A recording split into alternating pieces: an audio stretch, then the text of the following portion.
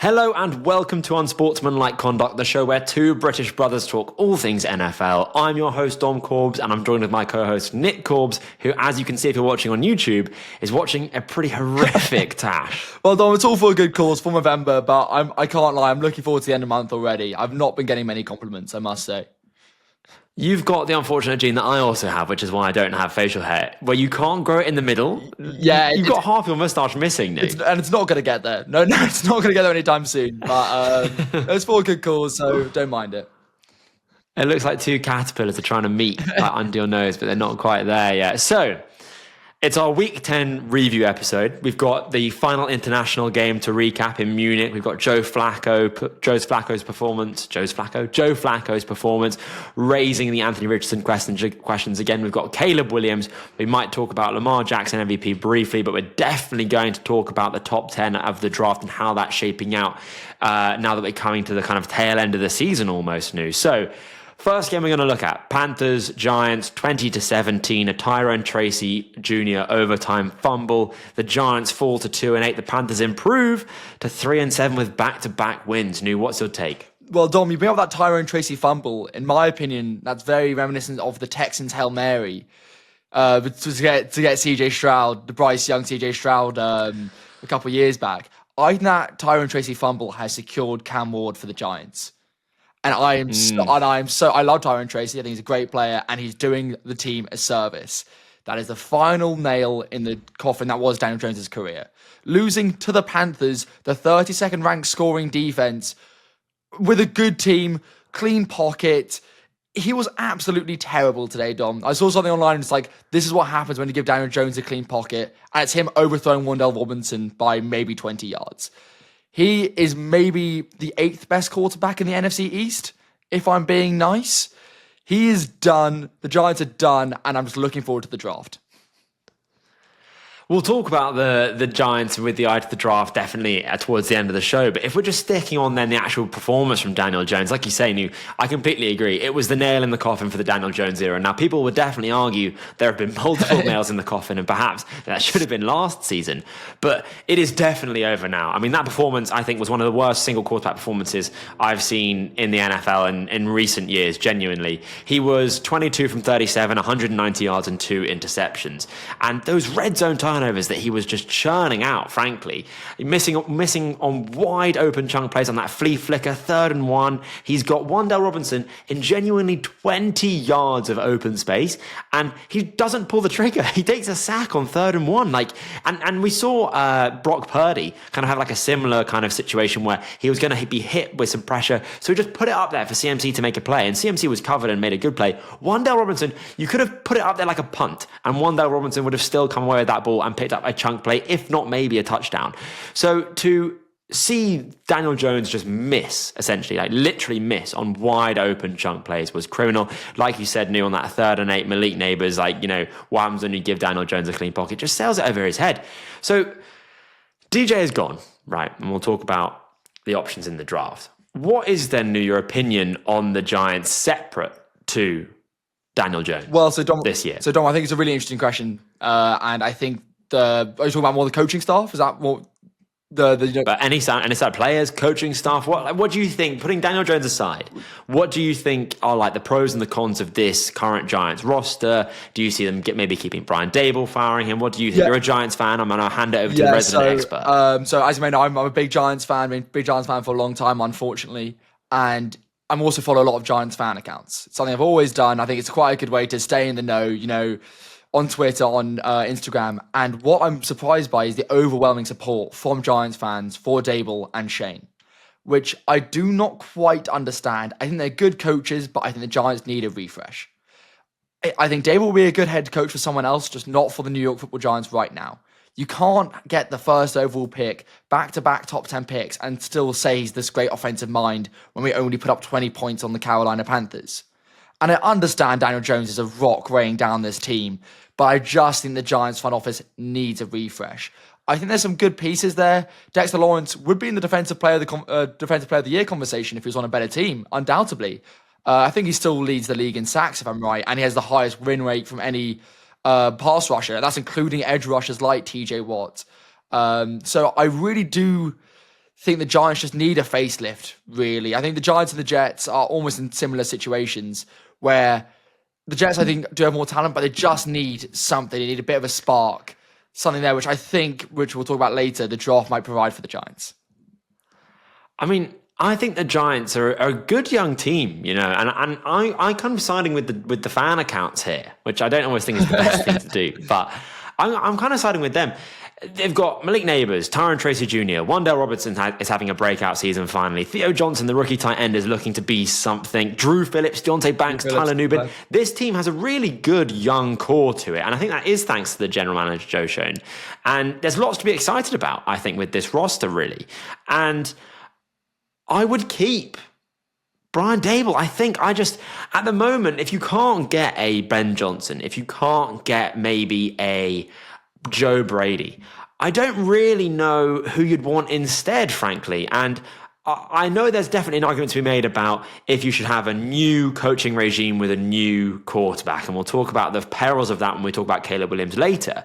You do run the risk of a new quarterback coming in, Brian Dable not being able to really turn this ship around, really, and then them firing him, and then you essentially losing a year of the rookie quarterback contract and a year of his development. Yeah, Dom, I think you're right. Oh, sorry. Yeah, carry on. Yeah. So, guys, 2 quick counters to that. So, I think, first of all, I think the Giants coaching job is actually quite attractive. You're going to have a high draft pick. You're going to have a quarterback that you can mold into your own. Like we've seen Cliff Kingsbury in Washington. Young, good OCs with a lot of potential, love young quarterbacks that can mold into their system. And I think that Ben Johnson, that Joe Brady role would be perfect for the Giants.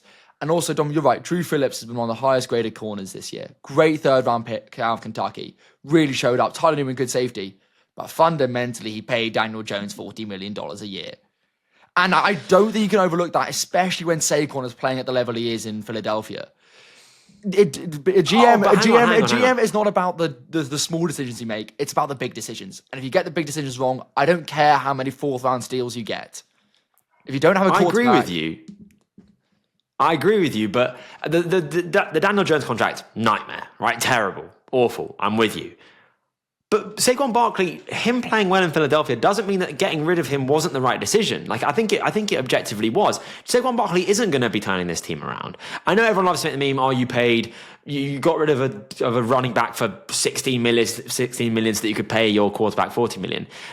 Fundamentally, the Giants don't need Saquon Barkley. He is surplus requirements for the state of the team, for the state of the kind of the future that the Giants are looking at. And if they can get rid of a player, then I think they should really in that kind of instance when they don't need him and he wouldn't help this team be better fundamentally. I think Tyron Tracy Jr. is a really good running back. We said in the preseason that he's going to win this starting job, and lo and behold he has, because we saw the talent that he's got. So I think to say he let Saquon Barkley walk, I think that could have been handled a lot better, don't get me wrong. And I think there's something to be said for Barkley's kind of career being wasted in New York, but I don't know if we can put the feet of that at Joe Schoen, who wasn't the general manager that drafted him. I just think that there's lots to be excited about with this team, and they just need a quarterback. And we've been there before. Yeah, there's a cautionary tale about being too overconfident about just needing a quarterback, especially one in this draft class where they're not all perfect. And do you draft a Cam Ward at 2 overall? Again, we'll talk about that later. But personally, I think there's definitely enough to be excited about here with this Giants team that I would feel pretty confident about them being like a kind of maybe like a Commanders, maybe like a Chargers in terms of that kind of quick turnaround if they kind of find the missing piece. And obviously Commanders is a bit more apt because they did it with a quarterback. But Dom, I would love that. I'm just worried that, we missed on Thibodeau, missed on Neal, missed on Jones. There's been a real graveyard of Giants picks. I think I've sort of flown under the radar a little bit on how poorly the Giants drafted in recent years. DeAndre Baker springs to mind. I'm pretty sure he's in prison right now. There's really been a lot of misses, but I'm hoping for this draft, and I think the ownership there is still stable. I don't think it's a Tepper and Carolina situation or one where it's really poisonous from the top down. I do think there's a future for the Giants, but I'm not sure how close it is. Well, talking about Tepper and the Panthers then, New. Bryce Young at the moment looking like a different quarterback. What do you think about that happening in Carolina with Bryce Young playing on the surface a lot better? And what do you think they should do with him kind of going forward. Dom, it made me happy, man. It made me so happy when you saw him do like that little jump for joy when Tyron Tracy Jr. fumbled. All the comments, the NFL comments community might be one of the most toxic, horrible places on the whole of the internet. And everyone's going, I love Bryce Young. What a cute guy. I bet he's a great guy to have a beer with. I've never seen that reaction from any player before. And I just think it shows that the whole NFL community really supports this young kid who just got it put into a bad situation. He's been playing better. I think the media spotlight's been taken off him. I think you keep it out for the rest of the year. And it's hard. I think it depends where they end up. And if one of the top quarterbacks in the draft falls to them, I would take them. But as I think we'll talk about later, it's not that there's only one or two that I would think would be better than Bryce Young next season would be. Yeah, we'll definitely touch on the Panthers draft as well later. A little hint at what's to come. And by the way, if you've not already, make sure you subscribe to the channel. 100 subscribers. We're eking our way closer to our next goal, 200. It's going to keep going up now. So if you haven't already, subscribe, like, leave a comment. But yeah, I mean, with Bryce Young, he's looking like a different quarterback at the moment. He's playing with much more confidence in the pocket. He's throwing with timing and anticipation. He's throwing in rhythm. He's throwing over the middle of the field better. I think for me to really feel confident about Bryce Young being kind of quote unquote back, I need to see more X-factor plays, what we saw at Bama really, and why he was drafted with the first overall pick. Because he did have those out-of-structure, ad-libbing, X-factor, big play moments, which I think are really, really important for an NFL quarterback to have. I think we saw a kind of glimpse of that with the Jatavian Sanders touchdown, when it was kind of like off-script, again, Bryce Young looking like he was going to rush, kind of slipping and then making a throw. Would that have made a highlight reel play for him at Alabama? Absolutely not. But I think it shows that he's pointing in the right direction at the very least. And if we do get to see a bit more of those kind of big plays being woven back into his game, then I'm quietly feeling pretty confident about Bryce Young. And I'm someone that only a matter of weeks ago was saying like he's done, his future in Carolina is over. And that's just because of the history that we have with quarterbacks that do get benched like that. They don't tend to come back for the same team that they've played on. We obviously see it with Sam Darnold, with Baker, with Geno Smith, but we don't see it, this kind of rejuvenation so quickly in literally the space of a few weeks, really. And I think with the Panthers, they're kind of beginning to quietly build a real team identity. The interior of the offensive line is great. That's what they made those big off-season signings for, the two guards. This team is a team which wants to run the ball first. They want to run it with their big running back contract, Chuba Hubbard, and with their second overall pick, Jonathan Brooks when he's back healthy. So this team doesn't need to rely on Young. The pressure is off him, like you say, the media spotlight is off him.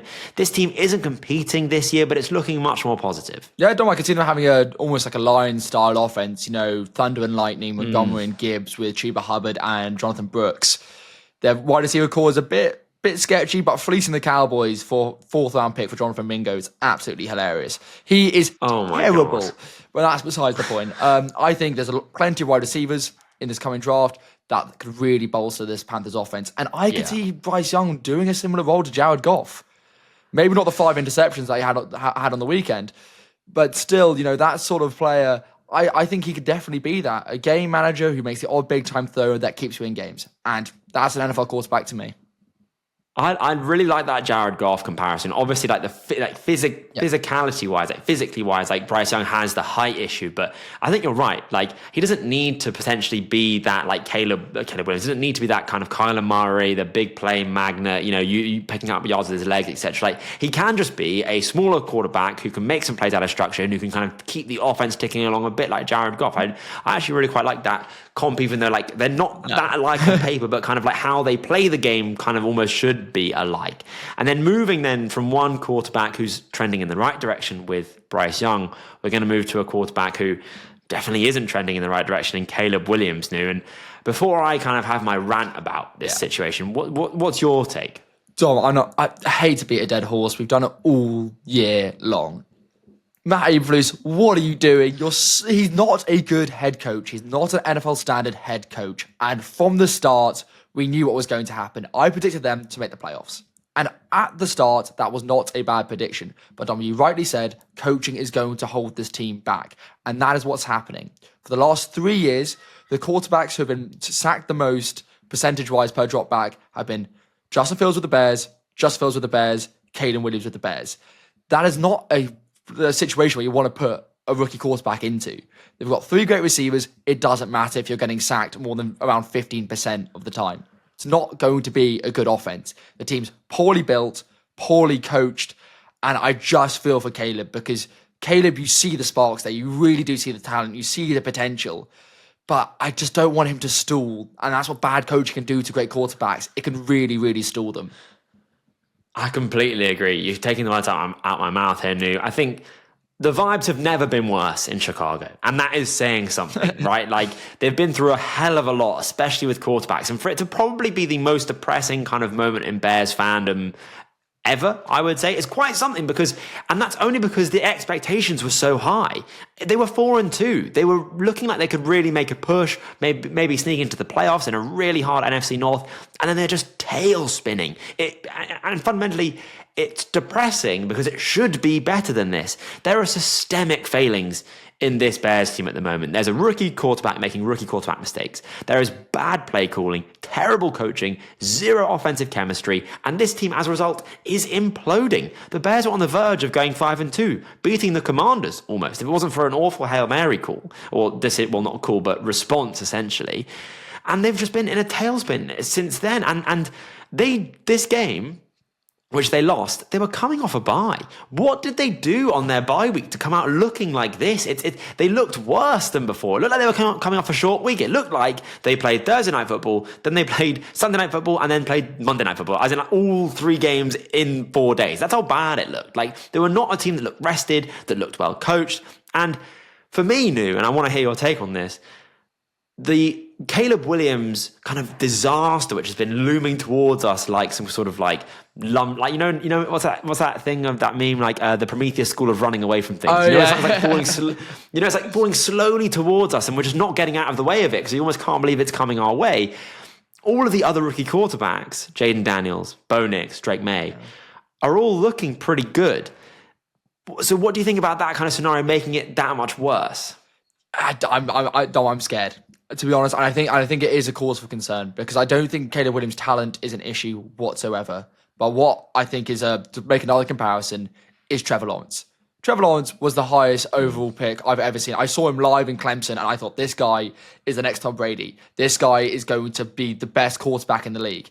And he should be. And he should be. His arm talent, amazing. He never lost a game in college or high school. And then he has Urban Meyer and Doug Peterson. And where's Trevor Lawrence now? He's looking just as good as Mac Jones. He's got an albatross of a contract. It's we talked about this last episode, which I'd go recommend. I think it's one of our best. But it's just quarterbacks not developing and poor coaching holding back these quarterbacks. And I'm really scared because the Bears do not make good coaching decisions. They fired Lovie Smith after 10-6 record, hired Matt Eberflus, who can't run an offense. Matt Eberflus is gone, I think we can both agree, but it really, really matters who they get. And there's obviously some big names there, but I wouldn't be opposed to maybe a more senior, more grizzled head coach who knows what he's doing. Maybe Bill Belichick, didn't hear that from me. Maybe Mike Vrabel, didn't hear that from me. And then a young offensive mind, someone who can really steer the ship, leadership and experience that I think that Caleb Williams needs.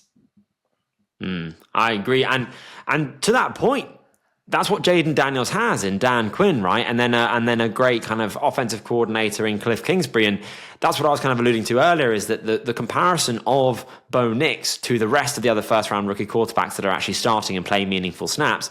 Jaden Daniels, offensive rookie of the year, essentially locked. Bo Nix, ropey week 1, looking like a pretty capable starter who could potentially come a top 15 quarterback. He's getting there. Yeah, he was not looking bad at all. Exactly. And it's infamous in Sean Payton's system that it takes bloody ages to get to terms with the offensive system and the terminology and the really long play calls, etc., etc. So he's definitely coming on a lot better than we all thought he would after 1 or 2 weeks. And then Drake May showing high-end flashes week in, week out. That play that got called back because one of the receivers stepped out of bounds, whatever it was. Like, if you put Drake May right now in a number 17 jersey, okay, you got to put a few pounds on him as well. He's a bit lighter on the eye. He's Josh Allen. I'm sorry, like that play where he's running to the sideline and throws it last minute for what really could have been a touchdown and was cruelly robbed of us. Like, he's making big throws, making big runs with his legs with a terrible supporting cast. And Drake May, to really hammer this home now, is the only quarterback in NFL history to have 700 passing yards, 6 passing touchdowns, 60% completion percentage, 200 yards rushing, and 1 rushing touchdown in his first 4 career starts. Like, Drake May is really cooking in a very, very subpar situation. May outplayed Williams. Multiple big-time throws, navigated the pocket better. Caleb Williams at the moment is holding onto the ball for way too long. Don't get me wrong, Caleb Williams is not avoiding any blame from me here, because like I said, he's a rookie quarterback who's making rookie quarterback mistakes, and some of those are on him, absolutely. He's holding onto the ball for way too long. He's reverting back to that kind of USC Caleb Williams, which we were all really scared wouldn't translate to the NFL, and it isn't. Shock horror. The offensive line is bad. Like, the Patriots were all over them, and they do not have a good defensive line because Christian Barmore isn't playing. DJ Moore is in witness protection at the moment. I don't know what's happened to him. That fall off needs to be studied. Keenan Allen looks washed. Maybe those preseason accusations of him being fat were weirdly quite on the nose, because he's not on the same page with Caleb Williams at the moment, and Roman Caleb can't get on the same page either. It's like, not firing the current coaching staff is becoming indefensible. They're losing. They lost to the least talented roster in the NFL. And on paper, they're one of the most talented. Like, look at the players they brought in. Like you said, their wide receiver core makes the Patriots receiver core look like an FCS team. Like, for me, the biggest concern is, like you say, Caleb Williams is devolving before our very eyes. He's shown flashes, but after the London game, it's been extremely concerning. And his passing chart, I don't know if you saw it, it is vile. There was not a single completion 10 yards past the sticks. And for me, when I was out on this coaching staff, I was arguably out long, long ago when they had that awful 4th and goal play where it was a kind of an option pitch, whatever it was. The sack that Caleb Williams took on 4th and 10 when the Bears decided to go for it last week against the Cardinals at the very beginning of the 4th quarter when they didn't need to. None of the 4th down bots or any of the analytic models said to go for it then. The Bears went for it on 4th and 10. Caleb Williams took a massive sack, like a 20-yard sack, giving the Cardinals the ball back in their own, like at the Bears' 40-yard line. Like, it was a disaster. That's on Caleb Williams on paper, right? Taking that sack, holding on to the ball for too long, throw it away. But that's the coach's job to say, hey, Caleb, if someone's barreling down on you, throw this ball away. It doesn't even matter if it's intercepted. If you throw an arm punt, like I said, it will act like an arm punt. You cannot take a sack. For him to do that there, for me, shows a complete and utter failing of the offensive coordinator and the head coach to not literally, before he goes on the field, or through the headset, whichever one, hey, Caleb, 4th down, if it's not there, throw it away. Keep the field position. It's over for me, I think. Yeah, Dom, you couldn't have said it better. Get the coaching staff out, save Caleb Williams. And the thing is, they've not played any of the NFC North yet. Oh, yeah, they're gonna. The good news for them is they're going to play their way into a high draft pick. Good tackle class. Hopefully, they can be saved. Well, we'll see. But then, talking about another young quarterback whose development might be kind of being brought into question, the Colts, with Joe Flacco's performance, does that raise questions about Anthony Richardson potentially coming back? The Bills beat the Colts 30-20 pretty handedly. The Colts fall to 4-6. They're now 0-2 since benching Richardson. What do you think about that, New? Don, we talked about it last week, and I'm still on the fence, but Flacco's not playing good enough. Sorry, Anthony Richardson at least can run and throw deep. These 2 things that Flacco simply can't do, and those are arguably the most important things that can win you a football game. You have to get him back in the team, and I think it might be slightly easier for him. There's no playoff push. It's less media expectations, but I'm sorry, Flacco needs to go. AR needs to go back into the team. I don't know. I think the questions of why he was benched haven't been answered yet. I don't know anything about his personal development. They've been keeping it pretty quiet in the Colts camp. I tried to look for some stories about how did he feel about being benched. All this stuff's basically radio silence. They're really kind of keeping him away from the media. But I think they should get him back in. And the Colts, I was watching Red Zone with my friend Rupert, who doesn't know much about American football. And he said, the Colts are just the biggest NPC team, aren't they? Who supports the Colts? And I kind of agree. The Colts have not had much to succeed with, talk about for a long, long time. And at least Anthony Richardson gives you a chance to do that. Yeah, I mean, Joe Flacco's Joe Flacco's stat line, 26 for 35, 272 yards, 2 touchdowns, and here's the real kicker, 3 interceptions. And they were not like unlucky kind of being popped up or anything like that. They were pure interceptions. Do you know what I mean? Like they were him throwing the ball. There was one maybe kind of unlucky one to Alec Pierce, but even at full stretch, he wasn't able to bring the ball in, and it was another interception. And I think, we had this discussion on the last podcast in massive part because of Anthony Richardson's benching, and you were a big proponent for do what's right for you. You got to try and win games. You've got to try and win games, and this is what I was saying is that Joe Flacco does not give you more of a chance to win games. The run game is better with Anthony Richardson. The passing game is marginally worse, but you have the added benefit, obviously, of developing your quarterback who might be able to, at one point, take you to a playoff game and win your playoff game and hopefully take you to a Super Bowl. They've now, because they've lost the next 2 games since they've benched Anthony Richardson, they've wasted the 2024 season. The only hope the Colts have is that the Texans are going to continue to stumble, which I'm really, really worried that they will. But nevertheless, they're still 2 games behind. They've now wasted this season, and they've risked their long-term success in the process, because even if Anthony Richardson does come back, and I think the comparison there is obviously with Bryce Young, which we've just seen has worked for him, but Bryce Young had to be benched. Like, nobody was calling for Anthony Richardson benching. That's the thing, is that Bryce Young was playing so badly that simply keeping him on the field was not an option. That's not the case with Anthony Richardson. I think Caleb Williams right now is playing a hell of a lot worse than Anthony Richardson has been before he was benched. So for him to still be on the sideline, and here's the real kicker for me, is that the owner, Jim Irsay, is clearly meddling in this situation because it just doesn't make sense. It's a bit like the Deshaun Watson situation. Flacco is not steadying the ship. He's not winning games. And Shane Steichen came out and said, until I see otherwise, Joe is the starter. Why? What is that based on? Genuinely, the proof is literally not in the pudding. You are 0-2. Like the worst offensive performance came last week, and this was like a close second. It's not working. You're a head coach just trying to win football games, like you say, Nu.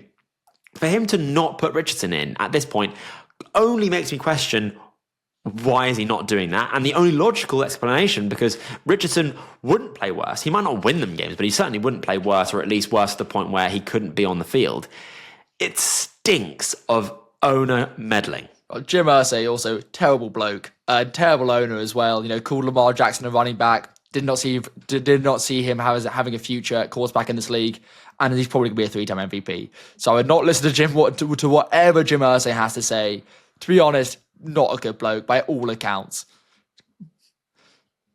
Yeah, I mean, but that's things that these owners have, these like egotistical kind of power trips. Like we're seeing it with Jerry Jones at the moment. Like, it's just, if you're an owner, I can't believe why you would want to burn money, because you're owning this team. Like, your money is going into this team. You are actively making it worse by having such an active role in it, but you're refusing to see that. It's just, for me, it's the ultimate kind of example of just like delusion, that you have these owners that are just making their football teams worse. They're losing more money because of it, but they're just kind of like set in their ways. It just doesn't really make any sense. And I saw a really interesting thing about how Jerry Jones's ego is what's ruining the Cowboys, and I think that's absolutely true.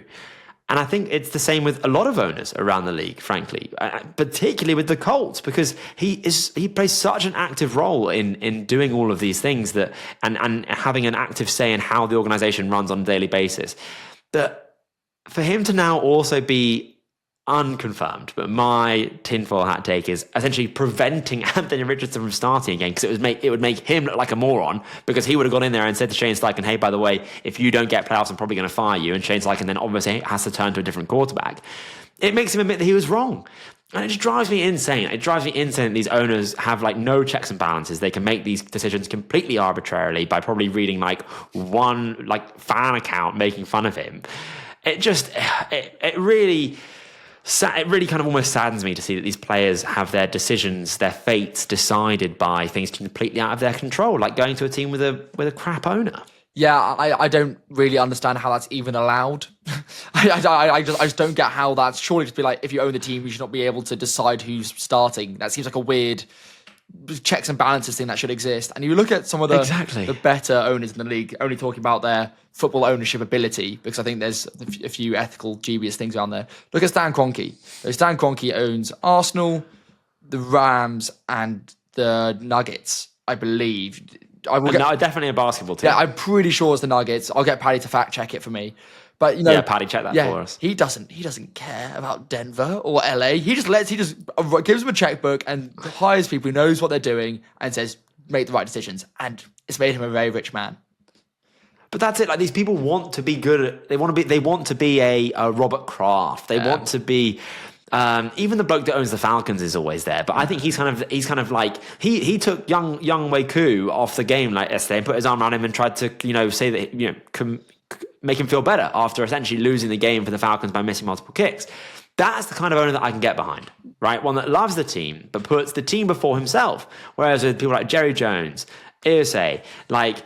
To a degree, people like the Bengals who don't have the money to compete with these other big teams. Like, ego is what's preventing you from being a good owner, and it's also therefore preventing your team from being good. And we've seen it again. Something we've been talking about from the start of the season, with the Browns. Like, that was clear ownership meddling. They wanted to try and make a push for a Super Bowl. They gave Deshaun Watson the keys to the city, and they're setting it at 4th overall. But that nicely brings us in then, to the potential, well, not the potential, the draft order at the moment. And just for our listeners I'm not going to have it on YouTube anyway because I'm not paid enough by Paddy to edit that kind of stuff. But the top 10 draft order at the moment as it stands.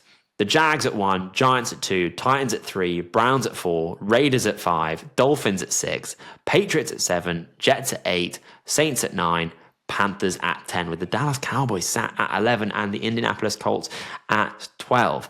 So we have then, those teams are in the top 10. And by the way, a hell of a lot of bad teams in the NFL. That's just what I was thinking. I've never seen that many bad teams. God, that is rough. At the moment, the cutoff, obviously, for on the Tankathon draft order is where they make playoffs. The San Francisco 49ers are the 18th overall pick with a 5-4 record. Like, the difference between the Jags at 1 and the San Francisco 49ers, who are vying for a wildcard spot, record-wise at the moment, is 3 wins. Like, we have 6 teams with 2 wins, and the rest of the teams in the top 10 with 3. So, what are the teams there that you would think would need potentially a quarterback? Dom, you could probably argue for almost all of them, couldn't you? I don't think. To be fair, I don't think the Jags will, but I think the 2 ones you got to highlight, the 3 big ones you got to highlight there. Probably 4. Actually, now that I think of it, sorry. Yeah, I think 4. Giants, Browns, Titans, and sorry, I've completely spaced out. Giants, Titans, Browns, Raiders. Raiders, yes. Those teams need a quarterback desperately, and there's not enough to go around. It's as simple as that. If I'm the Jags, I'm trading that first overall pick to someone who needs one. And because I think me and you probably both agree that Travis Hunter is probably the top prospect in this draft, regardless of position. That is not more valuable than realistically 2-3 firsts, which one of these teams is going to have to fork out to move up. This is the thing, right? Is that this draft class, so for our listeners out there, this draft class is a much weaker draft class than the one we had last year, and a much weaker quarterback class. So I would say, in terms of like blue chip talent, which are the players that like everyone is like, it's an elite player at a position, not even necessarily a good one. So someone like Bijan Robinson would have been a blue chip player. Someone like Jackson Powers Johnson maybe would have been an elite player. He had the injury, obviously, which is why he fell to the second. Brock Bowers would have been a blue chip. At the moment, it's kind of looking like there's like 7 blue chip players, in the sense that like, yeah, these guys are kind of what you want, but then obviously it depends on. You got like Will Campbell at LSU, the tackle. You got Travis Hunter at cornerback / wide receiver. You might have Tetero McMillan at wide receiver. But what I'm saying is I don't think it's going to take that much to trade up in this draft, because the talent isn't really there. And those teams, presumably, so the Giants, the Titans, the Browns, and the Raiders, won't be out of that kind of like cutoff of blue chip talent to have to trade up and pay a premium to get back in. So I like your shout about the Jags trading down. I really do. I didn't actually think about that. I don't know why, but that would mean that if the draft ended today, that someone would potentially jump the Giants. But the follow-up question then is, how many, if any, of these quarterbacks, namely Cam Ward, Quinn Ewers, Carson Beck, Shadur Sanders, maybe a Jalen Milroe, how many of those are you taking in the top 10? It's a really hard question, because, always in the draft, it always comes down to value versus talent. And it's a tale as old as time. Do you pick need or do you pick the best player available? And all logic always points to best player available. It's always worked. However, no one ever does it. It's as simple as that. If drafting was that easy, me and you would have jobs done. The fact of the matter is, like you said with these terrible owners, teams need wins. Teams need a face of the franchise. Teams need billboards, need to sell jerseys, need to sell tickets. And Will Campbell is not really doing that for you. But you know who does? Shador Sanders. Who's a better player? Will Campbell. Undoubtedly a more skilled player. My top tackle prospect, one of the best tackle prospects we've seen in the coming years. Shador Sanders, in my opinion, a second-round pick. But he will go in the top 5. And Dom, I'm pretty sure you agree with me. I saw an edit that what Giants fans want Dion and Shador to come to the Giants. I think that'd be quite funny. I don't think that'd be good, but I think it'd be quite funny. And this is what I'm saying, Dom. Teams need to win, and quarterbacks give you that opportunity. Players who are not that good will be going in the top 10. There'll be second-round talent quarterbacks who are getting top 10 money, and I would be surprised if you disagree with me. I don't think Shador Sanders is going in the top 5. You don't? I don't. I think that would be insane, New. I think Shador Sanders in the top 5 would be insane. I think he's played a lot better this year than he had last year, but I think he still has the same issues, which is that he's a subpar athlete, he's got subpar arm strength, and he's not a good enough passer to offset those concerns. He's not a Joe Burrow, who I think is a pretty similar comparison in terms of kind of having to win from the pocket as a passer. Yeah, Shador's got a lot more, not a lot, it's got a bit more wiggle to him than Joe Burrow has. But I watched the Nebraska tape, the All-22, and I've never seen a more painfully average quarterback performance. Like, I was sat there with my head in my hands going, I can't believe that people have this guy as like the first overall pick, clear-cut QB1. My QB1 is Cam Ward. I would take Cam Ward in the top 10, but I wouldn't. It's so hard because all it takes is one crazy NFL GM, and there are a hell of a lot of them out there. But to bring this episode to a close, we're going to talk a lot more about the draft. So I want us to kind of keep our powder dry there, because we'll definitely do our first, I think, mock draft before the end of the month. I think that's what we're going to aim for. But my final question to you then, Nu, to bring it almost back to the beginning of the episode: New York, Tennessee, Cleveland, Las Vegas. What's the best situation for a quarterback? What's the worst? God, that sounds like a terrible road trip if you ask me. But the best situation for a quarterback, Cam Ward to the Giants, I think is a great fit. Yeah. I think it's a great scheme fit. I think Tyron Trace, I think Malik Neighbors, I think that is an absolutely perfect fit. I think anyone to the Titans or Browns is a bad fit. You don't want to go there. You do not want to go there. Yeah. And the Raiders, I don't mind what the Raiders are doing, you know. I think there is something to the Raiders. I'm not sure about Antonio Pierce, the head coach, but I think they have an identity. They play hard. And therefore, I think Jalen Milroe would be a really, really good landing spot for the Raiders. But what do you think? Oh, I tell you what, Nick, you've cooked there. You know, I really like Jalen Milroe in the black and silver. I think Cam Ward to the Giants has to happen, because I think and to, you know, my final remarks here, Nu, is that that's almost why I'd keep Brian Dable, because he's worked with a similar quarterback in Josh Allen. And I think the way that they project from college to the NFL, you've got strength of schedule, you've got time to throw concerns, kind of play style, are really similar, really, really similar. And he worked his magic with Josh Allen, and look at him now. So I completely agree with you. And I think you've actually even elevated my take. So I was going to agree with the Cam Ward to New York, but I also really like the Jalen Milroe to Las Vegas, because if they get their run game going and they become kind of that hard nose, he projects a little, and I've seen this very, very tentatively on the scale. He's got Lamar Jackson at one end and Anthony Richardson at the other in terms of, you know, right now, potential outcomes. He might get benched, he might be completely developmental, he might become a bust, but that physical talent absolutely plays. But that's just a little hint at what's in store for this podcast come draft season, which I'm really, really, really excited for. But that wraps up then, Nu, our Week 10 review. If you like this episode, leave a comment, like, subscribe. I saw one bastard out there gave us our first dislike on our last video, and if I find out who you are, I'm gonna do some things to you. Anyway, I definitely know who it is. It's definitely someone up here. I'm just doing it for a laugh. Do you think? Well, tell them I'm going to fill them in. I will, but they're shaking right now, Dom.